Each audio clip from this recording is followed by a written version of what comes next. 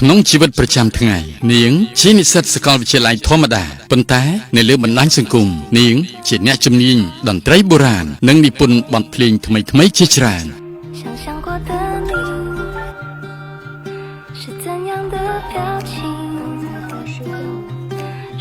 នាងមានក្តីសុបិនចង់សហការជាមួយបរិសម្នាក់ដែលមានសម្លេងពីរោះនិងមានភាពល្បីល្បាញក្នុងបណ្ដាញសង្គមដូចគ្នា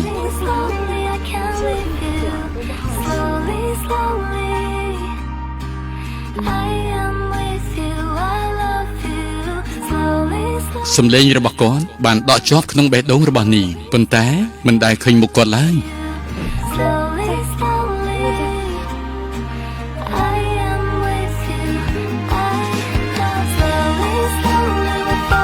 ជានិស្ស័យនាងបានឮសម្លេងបរិសម្នាក់នៅខាងក្រៅដោយចៃដន្យហើយនាងក៏ស្គាល់ច្បាស់ថាជាម្ចាស់សម្លេងដែលនាងតែងតែចង់ជួប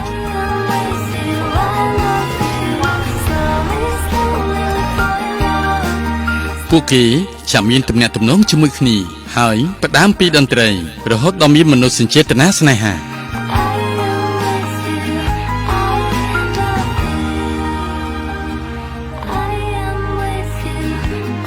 នេះជាខ្សែភាពយន្តបង្ហាញពីតន្ត្រីនិងមនោសញ្ចេតនាផ្អែមល្ហែមរបស់យុវវ័យក្នុងសម័យទំនើប